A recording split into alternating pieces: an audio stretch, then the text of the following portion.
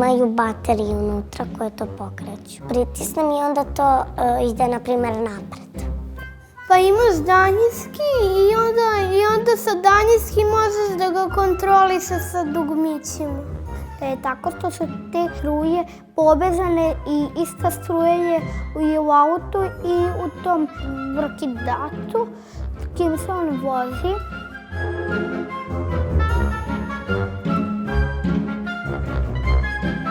Pa tako što ga uključiš i on počne da radi.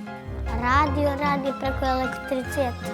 Izlazi zvuk, da.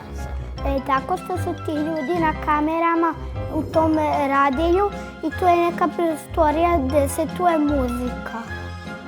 Da li ste znali da je Nikola Tesla napravio prvi uređaj na daljinsko upravljanje? Brod. Tesla je na jednom jezercetu vozio svoj brod, upravljajući njime uz pomoć daljinskog upravljača.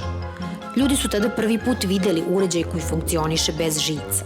Nisu verovali da je to moguće, pa su čak pričali kako se u brodu krije mali majmun koji je istreniran da upravlja njime. Svi uređaji koji danas rade bez žica i kablova, kao što su mobilni telefoni, radioaparati, televizija, pa i kompjuteri i roboti, nastali su zahvaljujući tom Teslinom brodu. Zdravo drugari! U ovoj epizodi ćemo pričati o prvom uređaju na daljinsko upravljanje. U pitanju je brod na daljinsko upravljanje. Taj brod Nikola Tesla je napravio pre više od 120 godina. Bio je u pitanju prvi uređaj kojim se upravlja daljinskim upravljačem bez žica. Kako radi taj naš brod? Ovde imamo daljinski upravljač i imamo dva Teslina transformatora.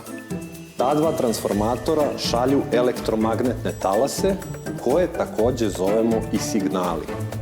Imamo razne vrste signala, kao što su radio, TV, Wi-Fi signali, satelitski signali.